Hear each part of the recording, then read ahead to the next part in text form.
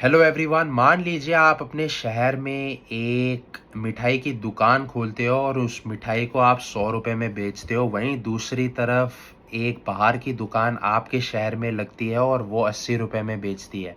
अब कल को गवर्नमेंट आके बोलेगी कि बॉस, जो बाहर वाली दुकान है उसके ऊपर हम 20% टैक्स लगा देंगे, तो अब वो दुकान भी 100 रुपये में मिठाई बेचेगी। तो आप पहले से 100 रुपये में बेच रहे थे, अब वो भी 100 रुपये में बेचेगी। इसी को हम बोलते हैं टैरिफ्स। और यही सीन हुआ था। कल रात को न्यूज़ आई अमेरिका से कि डोनाल्ड ट्रंप ने बोला है कि जितने भी जेनेरिक ड्रग कंपोनेंट्स है उसके ऊपर हम टैक्स लगाएंगे। पहले 2 साल तो 0% टैक्स लगेगा, उसके बाद 100%, उसके बाद 200% बढ़ेगा।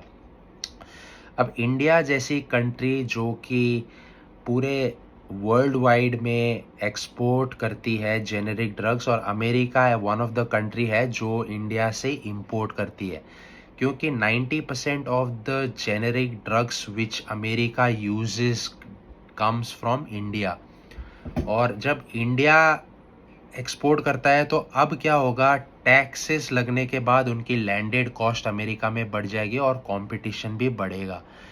और इंडिया की सबसे बड़ी स्ट्रेंथ ये नहीं है कि वो कॉस्ट एफिशिएंट है।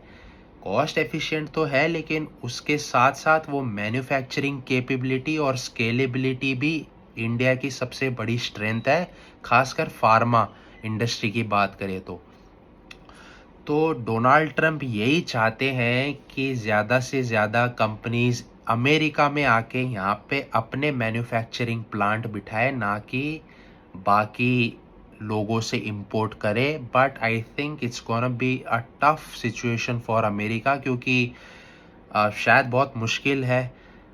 अब इम्पॉसिबल तो कुछ भी नहीं है, लेकिन मुझे लगता है थोड़ा सा इम्पॉसिबल लगता है। अब देखो क्या होता है। लेकिन एज एन इन्वेस्टर, अगर आप फार्मा इंडस्ट्री में हो या फिर अगर फार्मा इंडस्ट्री में आपके पास कुछ कंपनियां हैं जिसमें आप इन्वेस्टेड हो, तो हेडलाइंस के पीछे मत भागो। आप ये सोचो कि कितना रेवेन्यू, जो भी आप कंपनी में, कितना रेवेन्यू यूएस से आ रहा है, या फिर जो भी ड्रग कंपोनेंट आपकी कंपनी बना के यूएस में भेज रही है, तो कितना परसेंटेज अफेक्टेड है। और अगर टैरिफ्स लग भी जाए तो बिजनेस मॉडल के हिसाब से वो अगर फेस ऑफ कर सकती है तो और भी बढ़िया है। तो ये 2-3 चीज़ें ध्यान में रखते हुए हो सके तो आप इन्वेस्ट ज़रूर करें। मैं ये नहीं कह रहा हूँ कि आप ये स्टॉक ले लो, वो स्टॉक ले लो, लेकिन it's just a discussion which is going on. And yes, thank you.